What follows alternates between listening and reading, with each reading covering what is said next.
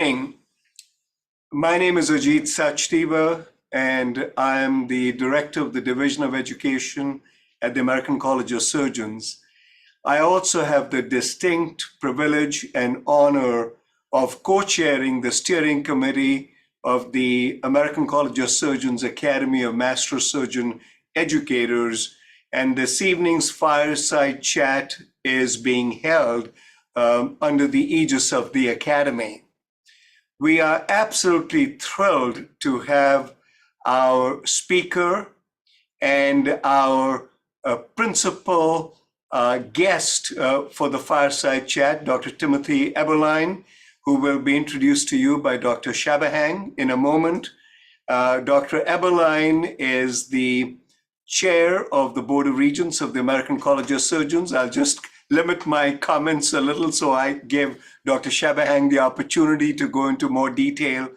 And I've had the distinct pleasure and privilege of working closely with Dr. Eberlein over the years. He's been with the Regents and even before, and also working with him in his role as editor-in-chief of the Journal of the American College of Surgeons, JACS, and he's done a phenomenal job in taking that journal to a whole new height. And under his leadership, the Regents are doing very well. The college is making great strides, and we are absolutely thrilled to have him here share his ideas, his thoughts, something about his career. And what I have found most exciting is his mentorship of the younger generation. He is a true surgeon scientist, a mentor. In his years as department chair, he's done a phenomenal job in nurturing people, and he is a member of the Academy and a distinguished member of the Academy at that. Dr. Shabahang, who's going to be moderating the session, chairs the committee that is responsible for both the fireside chats and the virtual grand rounds.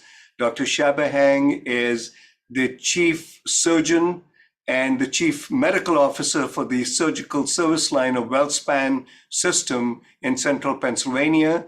He himself is a master surgeon educator. He's a member of the Academy, and he has moderated these sessions with great skill. I often tell him that we might lose him to NBC right across the street from here if we are not careful. And Mo is going to be leading the discussion as a moderator. And with that, Mo, the floor is yours. I will turn the session over to you. Thank you. And thank you, Dr. Eberlein, for being with us this evening. Thank you. Privileged to be here, Sach. Just before we get started, maybe just a little bit of housekeeping. Obviously, we will introduce Dr. Eberlein. Next slide, please, Caroline. Just if you have any questions, please, as this is a Zoom webinar, please type your questions in the Q&A. We're going to ask the questions of Dr. Eberlein. This will be recorded and will be available on the Academy webpage, and we will ask for your feedback at the end. Next slide, please. This is the website, this is the homepage of the Academy of Master Surgeon Educators, and this is where you can find all of the recordings of prior fireside chats and grand rounds. Please do visit that site. And finally, these are some of our prior guests for the fireside chats. And again, the recordings of all of these are on the website. As far as future programming, we will be working on future programming for the next academic year, so please stay tuned. Thank you. I appreciate it. Some of the dates.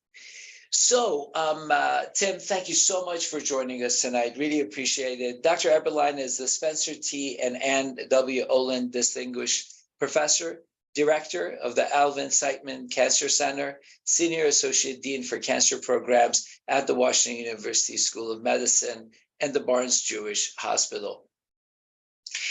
So that's the formal introduction. Tim, we had I had the pleasure of talking to you 2 days ago, a little bit in preparation for this. And we talked about, we're going to try to, over the next, about 55 minutes, we're going to try to cover the whole spectrum of your career, which is a hard thing to do, but really with an eye towards the lessons that you've learned that you would like to convey to everyone, all of our participants and future viewers of this program. I wanted to start with your entry into medicine. You talked about being a first generation college student from your family, and just the story was so compelling, and I was wondering if you would be willing to share that with the participants. Sure. Thanks again, Mo. It's great to be here. I grew up on the other side of the tracks, as it were, and my parents were very supportive of me wanting to go to college, and so I was about halfway through college, between my sophomore and junior year of college. And Western Pennsylvania at that time, as you might remember, was in an economic free fall. People were being laid off from the steel mills, factories were closing, et cetera, et cetera. And so getting a summer job was nearly impossible. And if I didn't have a summer job, I would not be able to return to college. And so I had a brother who was a homicide detective in Washington, D.C., and suggested that I apply to the VA hospital to see if I could get a job. And the job I was given was to sterilize OR instruments for the operating room. And it was about 3 floors underground, no windows. But the supervisor sort of took me under her wing. And at the end of the summer, she told me that the Georgetown medical students were going home for the summer and asked if I would be interested in scrubbing in the operating room to hold a retractor. I'm obviously dating myself. And I thought, boy, that sounded pretty neat. And she assured me that I would actually get to meet some real live surgeons and live patients. And that sort of seemed intriguing to me. And so my first day was spent in orientation, learning how to scrub, et cetera. And the next day, I happened to walk in. The case was an aorta bifemoral bypass. And about halfway through that case, I said, gee, that's what I'm going to do the rest of my life. And so I just knew about it. And so, here's your entry into medicine, and you then went to University of Pittsburgh, both undergrad and medical school. You talked a little bit about your foray into the research world and where that took you. And we talked a little bit about the different forks in the road and people and opportunities that came from unexpected places. What were some of these opportunities and these forks in the road? Well, it's sort of interesting. As Yogi Berra, another St. Louisan, used to say, when you get to a fork in the road, take it. And there were many things that happened to me, and I suspect to you and many of the listeners here on the evening that happened to you not because you made some preparation and evaluated the pros and cons and et cetera, but circumstances just intervened. And one of those was I had an opportunity to graduate undergraduate with departmental honors, but I was in a department of biology. And by that time, I was very committed to going to medical school. And so all of the faculty in the Department of Biology refused to let me do a thesis with any one of them and suggested I find somebody in the medical school. And the only person that I knew was an individual who was very famous, but somewhat of a curmudgeon. And I must have made 150 phone calls to his office to try to, ask if he would have an undergraduate work with him. And eventually he, picked up the phone on the 151st phone call and said he didn't have time to work with undergraduates and quit bothering my secretary and slammed the phone down. And so I took an opportunity. I happened to be the president of a pre-med honorary fraternity, and the advisor happened to be Larry Carey. And so I didn't know Dr. Carey. As it turned out, he was the vice chair of the Department of Surgery. And I actually went up to him naively to say, well, could you intervene with this curmudgeon-y surgeon and ask if I could work with him? And Larry's response was, well, why would you want to work with him? Why don't you come work with me? So again, it was an opportunistic end result that actually I worked the rest of my undergraduate and all through medical school, all the summers, all my electives throughout medical school. And I had a number of publications. I learned a lot of surgical technique, et cetera, et cetera. So that, again, you know, these were opportunities partly made possible by just being persistent and not accepting no as an answer. As you so then you went on to doing your residency in the Harvard system and did some research at the NCI. Anything that stood out in those years? Any major lessons learned or anything that stood out? Obviously, I'm sure a lot, but. Well, I've always been a student of others. You know, I think you can learn from all the people you come in contact with. Frankly, sometimes you can learn, well, gee, I don't think I would ever say that or do that. But most of the time, you just learn by observing and watching people and studying them and see how they interact with patients, see how they do operations, you learn how they take care of patients. And you know, you can learn an awful lot in between books and papers and research and other kinds of things. I learned a lot from a mentor, Steve Rosenberg, running a laboratory. And I learned from Murray Brennan, who, you know, was also one of the senior surgeons there, and became very, very close to Murray and still am. And so, but you can just learn from watching them, how they interact with people, what they do, et cetera, et cetera. I think that's really an important lesson for all of us as you go through your life and your career.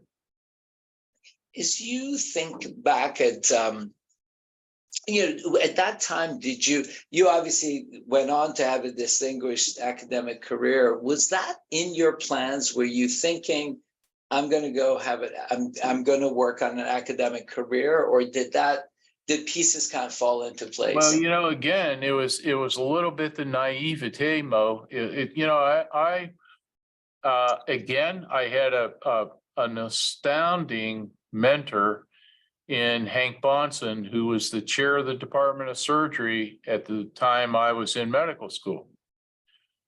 To me, Dr. Bonson was one of these giants in American surgery. He's president of the American Surgical, he's president of the American College of Surgeons, et cetera. And he was probably the best technical surgeon I think I've personally assisted in surgery. And a very thoughtful individual. And I just said, wow, that's what I want to be when I grow up. I want to be the chairman, just like Dr. Bonson. Did I know what a chair of surgery did? Not at all.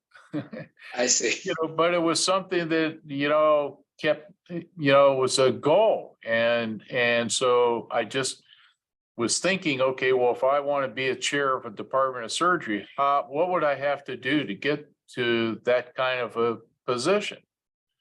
And so it was very helpful to establish a goal, recognizing that maybe I'd change my mind. But if I had this goal, then I would ask myself the question, well, what would it take for me to get to that goal? And, then it makes it a little bit easier because okay, well, look, I mean, if you want to be the chair of an academic department, well, you have to have certain credentials. You can't just raise your hand and say, oh, yeah, I think I'll succeed Dr. Bonson. How about that? And so, well, how did Dr. Bonson get to his job?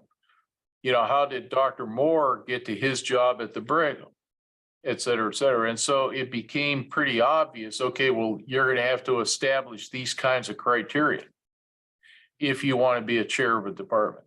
And so then you work your way back and say, okay, well, then I better plan to do X or I better plan to do Y.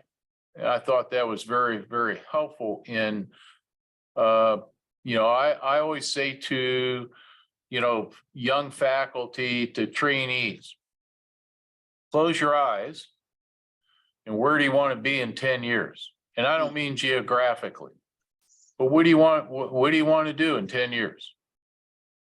And you say, well, gee, I want to be a minimal invasive surgeon, or I want to be the busiest pancreatic surgeon, in New York or whatever. Well, then how do you get there?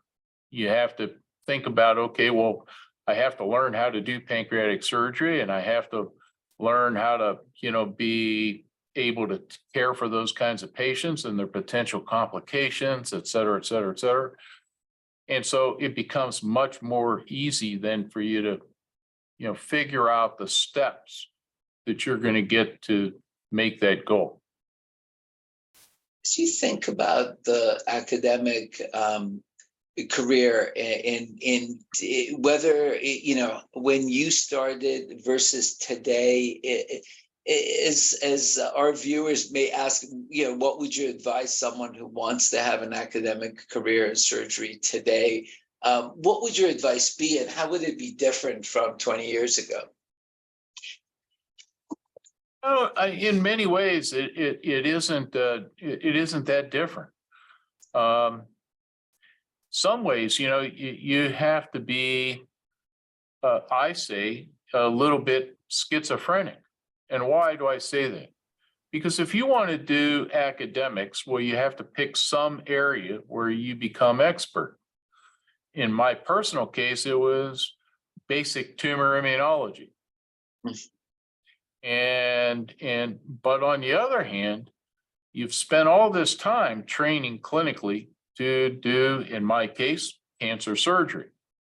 And so, I very purposefully decided that I wanted to be expert in both those realms.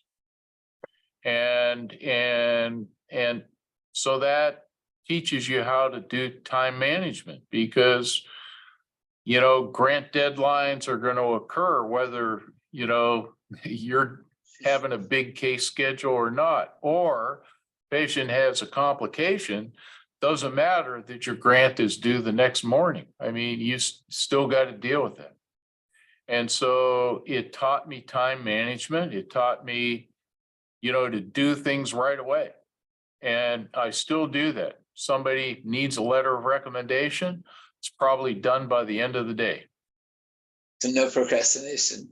And the reason is tomorrow, I'll probably get 3 more requests for a letter of recommendation. Do you see what I mean? Yes. And so it just taught me how to manage my time.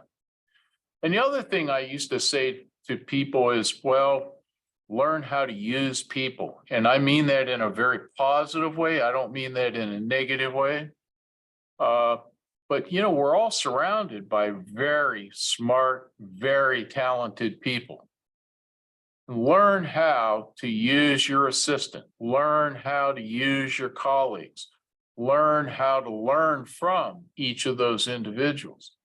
Learn how to, the people who are more experienced than you, so that you can prevent a complicated, well, gee, Mo, how is it that you do Whipple surgery? And geez, you almost never get a pancreatic leak. How is that? What do you do?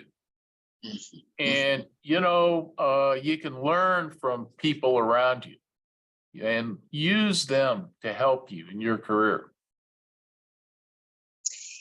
As you think about your career as a clinician, what have you seen? Obviously, there's been a lot of evolutions in cancer surgery and cancer care. What are some of the things that stand out to you in the clinical realm throughout your career? Well, most constant, the old adage, most constant thing that has happened is change. And if you think about it, both in cancer as well as in clinical surgery, look what has happened. When I graduated from my chief residency, minimally invasive surgery had not been perfected. Endovascular surgery was a dream. Robots didn't exist.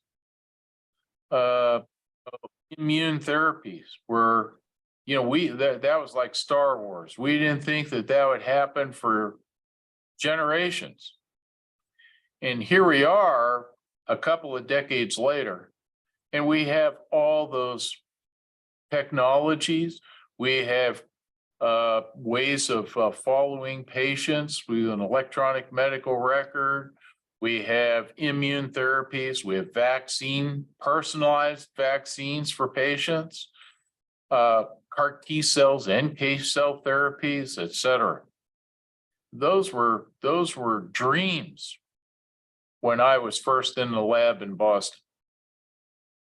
And so literally in my professional career, not because of me, but during my professional career, there's been this enormous change.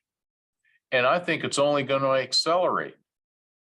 Now, I find that very stimulating. I find that's the reason I wanted to be a surgeon and an academic surgeon and a surgeon that, did basic science, because those fields are constantly changing. And as you, while you were in the prime of the clinical career, did you always accept the changes well, or did you resist some changes that in retrospect you may look at and say, well, either I was really right on that, or I was maybe I should have been more flexible? I think one of the things that helped me accept change, and I'm a scientist, and so I look at data. So yeah, I wasn't doing change just because it happened to be a new fad. If you think about science, you could design the perfect experiment and you think, boy, I am going to have the scientific answer. And tomorrow morning, I'm going to analyze my experiment because it was the perfect experiment. And you look at the data and you say, wait a minute, did I mislabel the tubes? Did I get it backwards? And so then you have to adapt and change your hypothesis. And so that kind of training sort of taught me to, okay, if we're going to do minimal invasive surgery, well, let's be cautious about it, but let's embrace it and embrace change. And that helps our patients. I see a hand raised, and I don't know if we are going to be able to hear you or not, but please go ahead. And if not, you can put your question in the Q&A. And I see there's a question as to, do you still operate? And again, it's something that I just personally decided that I would stop operating at a certain time, and before I had complications or before somebody whispered behind my back or in my ear that it was time for me to step down. In my case, I actually had two roles. I was the chair of the Department of Surgery, but I also founded the now NCI designated cancer center at WashU. And so I continue as the director of the cancer center, but I stepped down as the chair of surgery and I quit operating. So, okay, let's talk about, so you came to Washington University as chair of the department, am I correct, in 1998? Yes, correct. So, and you were chair for more than 20 years. Yeah, 24 and a half. 24 and a half. Lessons learned. What were some of the, what was some of the best advice you got as you embarked on that career and in the early part of that career? Remember, I went around to many of the mentors that I established. And, I think that's, again, advice I would give to younger listeners and trainees. Yes, we all have a mentor who's a more senior person. Gee, you hire me as your junior faculty member. Well, by definition, you're going to become a mentor to me. But I'm talking about, in my case, they were cancer surgeons and they were spread all over the United States. And I learned from each of those individuals and I got to know them over the course of, years as I was training in Boston and then junior faculty, et cetera, et cetera.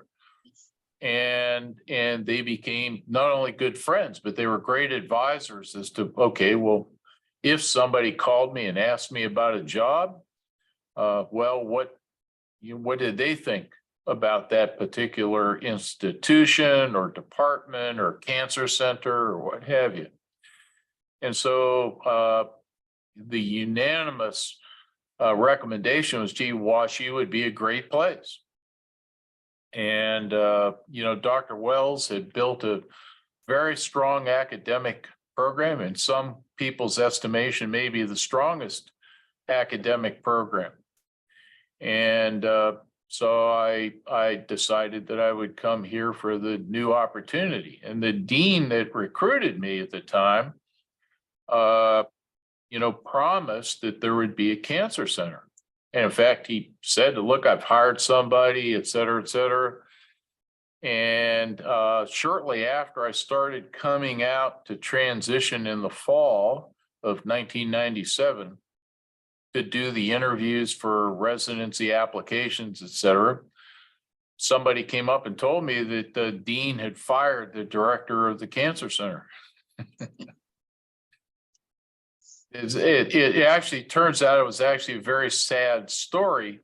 It was this person had Alzheimer's and actually died a couple of years later, had a very advanced Alzheimer's and would not show up to meetings or would not remember the agendas and so on. But prospectively, that wasn't appreciated as an organic problem. Yes. And so a month after I arrived at WashU, the dean asked me if I would at least be an interim leader to try to get the cancer center built. And so I ended up having both jobs then for the entire time I've been here. Throughout the 24 and a half years, what would you say, it's just interesting, the evolution of your leadership, what would you say were some of the main things that stuck with you, that evolved in you and you learned as you went through these years? Well, again, Mo, as I mentioned, I had the privilege of being exposed to many leaders. People like LaSalle Lafall became a mentor and close friend. I used to admire Dr. Lafall. Was the best speaker I think I've ever been around, and I never saw him use a note. And he could give these wonderful, wonderful speeches, impassioned, smart, erudite, et cetera.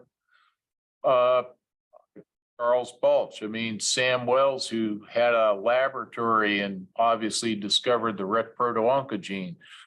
Don Morton, who had a big clinical trial operation in melanoma. John Daly, who did, cancer surgery, and Murray Brennan that I mentioned before, and Ted Copeland and Kirby Bland. All these individuals were from all over the country, and I got to know them very, very well. And I learned from each one of those individuals. Each one of them taught me something different. And in many ways, it's what I always say to our trainees. Well, the advantage of coming to a program like WashU is you're going to learn from many people from many different diverse backgrounds. And then that's going to become the Tim Eberlein way of leadership, or, operating, or what have you, because you're going to learn a little bit of each from this person or that person, and then you synthesize it and put it together. And that becomes your way of doing it. That's a great point. That's a great point. If I was going to just push a little bit and ask, what would you say if you had to summarize in 5 words, what would be the Tim Eberlein brand of leadership? Listen, collaborate, and hire people smarter than you. And as you think about the legacy you've left, both at nationally and at Washington University, what would be some of the things you're most proud of? Well, by far and away, I'm most proud of the people that I hired and mentored, and their accomplishments. And many of them, in fact, most, have been president of their specialty organizations. And many of them have made major contributions nationally and internationally. And again, to me, I think that if you want to be a chair of surgery in 2023, somebody once said, well, if you're the chair, you're at the apex of the pyramid, right? And, I mentioned how naive I was when I said, gee, Dr. Bonson was a great role model. So, gee, I want to be like Dr. Bonson. I want to be at the apex of the pyramid. But when I became the chair, I realized that the pyramid was upside down. How so? And what happens is, if you're the chair, your job is to facilitate everybody else in the department. That was a learning experience for me. I didn't quite realize that. But my job is not to have the biggest lab or do the most cases, et cetera. My job was to listen to each of the faculty and say, okay, well, Mo, what is it that you want in your career? And then my job was to help facilitate that and provide the resources and the connections and the mentoring, et cetera. And so I'm really proud of the accomplishments of our faculty and our trainees, and what they're able to do, and the things that they get to do, which is, a wide range of things: clinical, academic research, basic science, public health, health equity, education research, quality initiatives, et cetera, which oftentimes blend in with all the things that are going on in the American College of Surgeons. The quality programs, the education programs, the academy, and how we've really sort of taken leaders from around the world, literally, and got them to contribute to educational initiatives and mentoring initiatives and training initiatives that have really helped younger surgeons develop their career to be more successful. So we have a question. Thank you, Tim. And we have a question and a comment from Dr. Muyang saying, thank you for being an amazing mentor. It's been an honor to train under your leadership. The question is, what advice can you share for a person mid-career who finds their growth being stalled by resource constraints and lack of mentorship? You know, again, on a short-term basis, I think you want to develop a panel of mentors. So not to be restricted to just the institution. In my case, my mentor, my closest mentor, the person that hired me in Boston, died 2 years after I joined the faculty. And so, you know, I had a sort of a crisis in mentors, you know, and another individual who was in the division became the chair of a competing institution. And so, you know, it sort of made me go out and develop these mentors nationally around the country. And so that would be one short-term thing. I think the more long-term issue is, well, gee, if things aren't going to improve, do you need to think about a different venue? But I also caution people that you should never run from a job. You should always run to a job, in my opinion. And even though there's always a push and a pull, you know, you may have colleagues that you say, boy, you love where you are currently. And there's unknowns, you know, when you move into St. Louis, you know, what's going to happen, you know, but, you know, I think you want to look at the excitement and the opportunities, and rather than just take a job just to change a venue, et cetera, and mentors can help you with that. And mentors can help you with, you know, the contacts, you know, because they know when jobs are coming open, et cetera, et cetera. And so those opportunities can be very, very helpful to somebody in a mid-career. Tim, as a chair, obviously there's always commentaries on education and support of education and the restrictions, and obviously resources are not unlimited. How did you support education, and what would your advice be to chairs today as to what they should do to support the educational mission? What I learned pretty early in my role as a chair is you have to have a very, very strong clinical program. And why? Because an education program is a cost center, and a research program is a cost center, and a diversity program is a cost center, and a health equity program is a cost center, and a quality program is a cost center.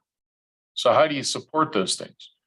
You have to support them by, you know, having enough revenue from, you know, clinical operations, from philanthropy, from cobbling together other resources, et cetera, to be able to support the mission of those programs.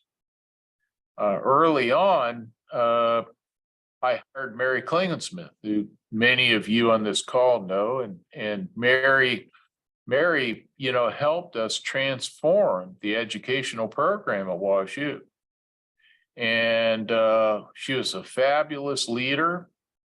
And again, a great example of, you know, hiring somebody smarter than you with passion in education, providing resources, providing support, providing, you know, getting rid of obstacles in her path.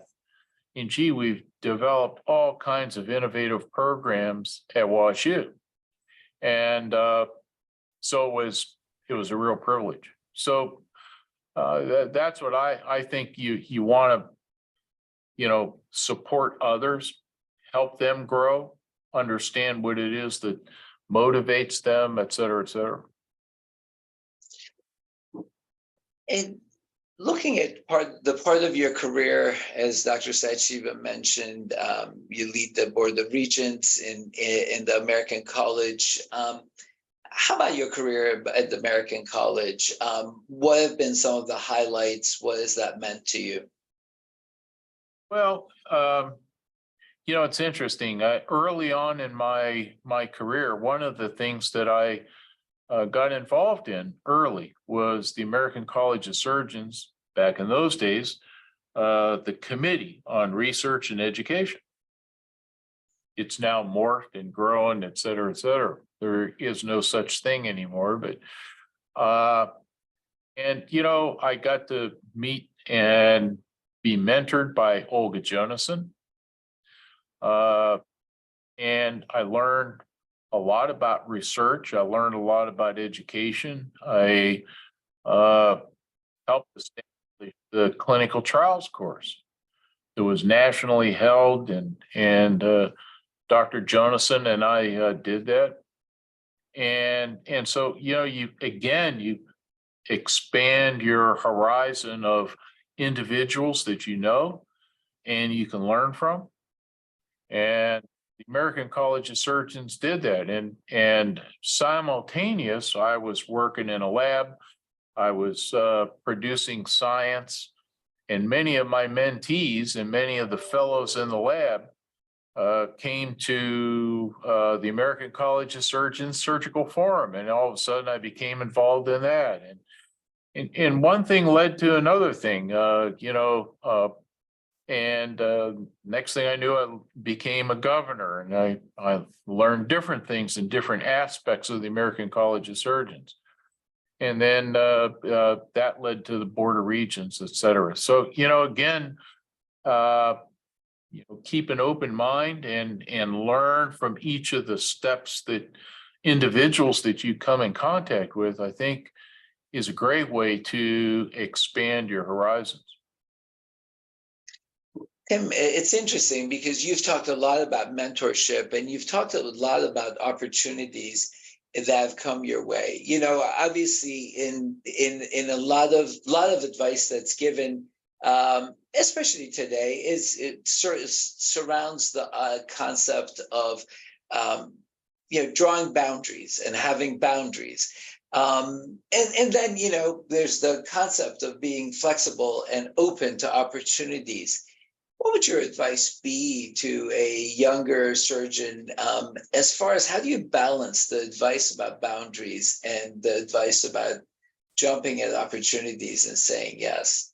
Well, I'll tell you, I'll use myself as an example, because I always like to, when people ask that kind of a question, I always try to relate it back to something that happened to me. Because it's very easy for somebody to look at a person like me who was the chair of a department or is the director of a cancer center to say, oh, well, gee, you probably never had any of these kinds of hurdles, but look what I'm going through. And my first year of faculty, I joined Harvard Community Health Plan, which was an HMO in Boston. I started rounding at the VA, worked at the Dana-Farber, and my referrals to me personally were to put in lines, Hickman lines, and Broviac catheters, et cetera, in cancer patients. And I struggled with the lab and, all these commitments because I was driving all over Boston, et cetera. And one night, in the middle of the night, I was asked to drain a paronychia. And at that time, Harvard Community Health Plan had their own emergency room. And I went to the nurse and said, well, geez, where do I get a wound kit? And she said, well, you have to walk down the hall, and it's the second door on the left. There's a, rack in there. There's all kinds of kits. Pick whatever one you want. And well, where do I get the beta done? Well, you have to go down this hallway. It's you don't understand what I mean. And all of a sudden it hit me that here I am in the middle of the night draining this paronychia, which was not cancer, was not what I was trying to focus on. And so the next day I went in and talked to the chair of the department, and I resigned my position at the VA, my positions at Harvard Community Health Plan, and I focused 100% on my lab and my cancer patients. And guess what? Simultaneously, my lab research started taking off, and et cetera, et cetera. And so used that many times because we're all asked to, well, gee, could you see this patient? Oh, Mo, gee, I've got this patient with a pancreatic mass. And you say, well, but today's my lab day. And well, but I got this patient, she's going to need a Whipple. And, so you have to learn how to use your time, and you have to learn how to manage things. And so, that's how I learned to focus. What were the most important things for my career? Again, there was no mentor that told me that. I just sort of figured that out, that, gee, this was not working. Me driving to Braintree in Boston, for those of you who are in the Boston suburbs, I loved working with those patients, but boy, it was a killer, the logistics. And so, work from there. And so I think you have to think of, well, what is most important for you? What's going to make you most satisfied and excited to go to work in the morning? And then you better focus on those things and exclude all these extraneous things. The other thing I also give advice to people, in my career, it's hard to figure this out, but I was very strategic about what I did in organizations. A lot of people join many organizations. I'm in many, many organizations in cancer and in surgery, et cetera. But I was very strategic in the ones that I invested effort and tried to balance that so that I wasn't overcommitted, and that if I made a commitment that I was going to be on the program committee for the Society of Surgical Oncology, which at the time we dramatically changed the way the program was done, was going to put in the time and the effort to do a really good job. And of course, that led to me being an officer and eventually the president. And so, on the other hand, I've had faculty who've come to me and said, well, I'm on the website development committee of such and such an organization. And I said, well, I'm sure that'll be really appreciated by the organization, but that's not going to get you anywhere. So, if you're having time constraints, designing somebody's website is probably just going to be another big time sink for you. And so again, it's a learning lesson to figure out, okay, what are the things that are going to help further my career and help me to accomplish the things that I want to accomplish, versus just, boy, I'm in all these organizations and I'm on 2 or 3 committees, and half the time I don't show up. And when I do show up, I'm late, or I'm not engaged, or I'm too busy because I'm overextended. So again, focus and follow through. And I hear intentionality, and that being intentional about it. You had mentioned, as we were talking 2 days ago, you mentioned persistence, passion, plan, perspiration. Would you elaborate on that for our audience? Well, actually, I say there's 5 P's to leadership. Most of us have passion. As I said, I knew the first operation I witnessed, boy, that's what I want to do the rest of my life. And I have to say, I'm now at a stage in my career where I can look back and say, I've had the most blessed life in the world, because I've gotten to take care of lots and lots of patients, et cetera. So passion most of us have a lot of passion. But as I mentioned before, got to have a plan. And the plan has to be, gee, what are you going to do in 10 years? And, you know, what's going to help me to get where I want to be in 10 years versus, well, gee, I'm on the website design committee of this organization and I'm on these other organizations that are sort of extraneous to surgery or to what my career goal is. The third thing is you have to work hard, perspiration. You know, none of us got where we are without a lot of hard work, et cetera. And, you know, I've written a lot of grants in my lifetime and not all of them have been successful the first time around. I wish I could tell you that was not true, but it is true. And I had to rewrite them, et cetera, et cetera. And same with manuscripts and so on. Thing is persistence. And again, I've alluded to that in many of the comments that, gee, you have to be persistent, you know, because a faculty member in the School of Medicine says, well, I'm not going to let an undergraduate work with me. Well, then you have to think of, okay, well, now what do I do?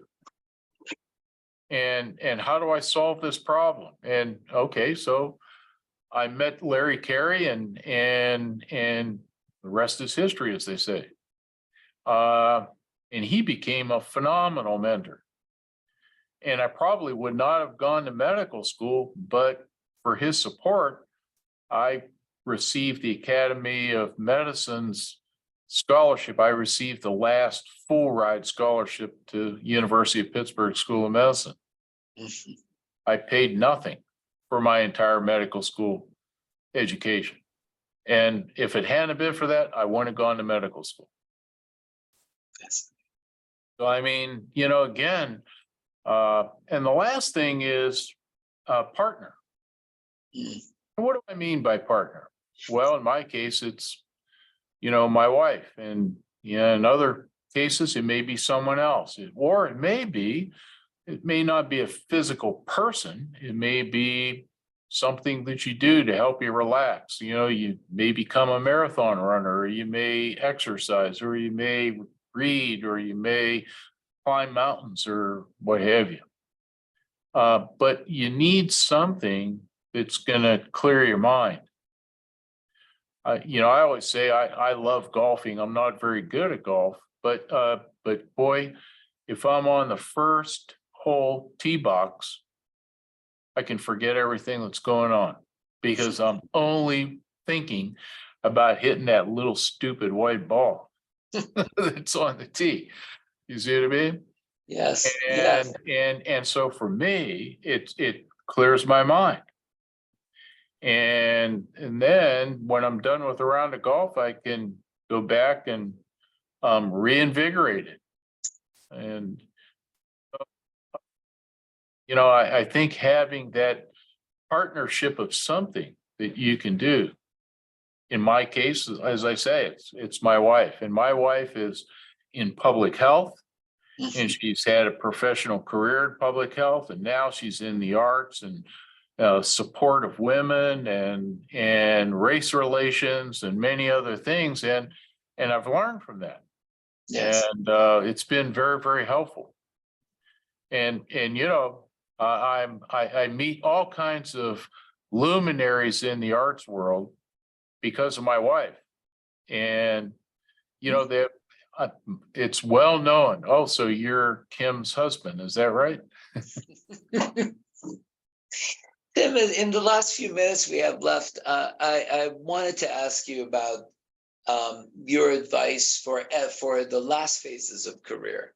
What would your advice be as far as when do you leave the game, and how do you keep stimulated how do you morph in the latter phases of one's career? Well, I think that's just as important as in the early phase when you say, okay, well, what do I want to do in 10 years?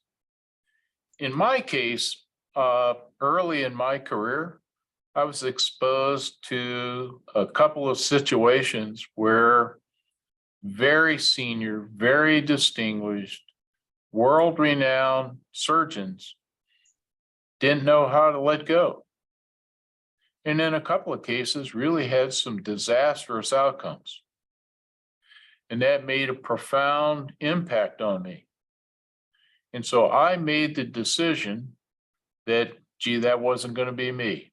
And so that I would want to voluntarily step down, at least when I perceived that I was in the height of my game, so that I would avoid that kind of situation. But again, I made a plan.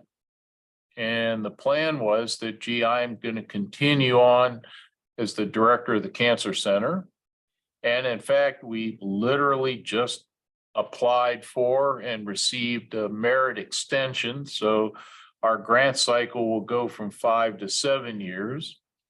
And so, we're building a new ambulatory cancer building, 658,000 square feet, et cetera, et cetera. So, I'm involved in many other things, but it isn't actively doing surgery. But I'm involved in all the education programs, and I'm still involved in many of the things in the Department of Surgery, but no longer in a leadership role. So I feel that I'm still actively engaged. I'm really excited to go to work. And I think that's one of the things that, some people, their identity is they're operating. And that's great. And most of them have been absolutely superb at it. But you need to be thinking of, okay, what do I want to do, 10 years from now? Because I may not be able to be as technically superb as I once was, even though I have great judgment and I have lots and lots of experience, but need to have a plan and then execute on that plan. Tim, it has been an absolute pleasure having this conversation, and amazingly inspirational. Thank you so much for the honor of having this conversation with you. Dr. Sachdeva, I'll hand it off to you. Thank you, Mo, and I'd like to extend my gratitude and real sincere thanks to you as well. I think the conversation has been enlightening. I think what you brought out as a preeminent leader and academic surgeon and a mentor has been authenticity, integrity, and the art of storytelling. Those are so key to effective leadership, and you have woven so many powerful messages through personal stories and several take-home items that we have all benefited from. And I'm sure the junior folk on this webinar and the mid-career surgeons have benefited immensely from your wisdom that you've shared with us this evening. I was really intrigued by your life story and your stories about mentorship. And I appreciated your comments about supporting education. Clearly, that's something that's near and dear to me and to our academy, and your messages were very, very powerful.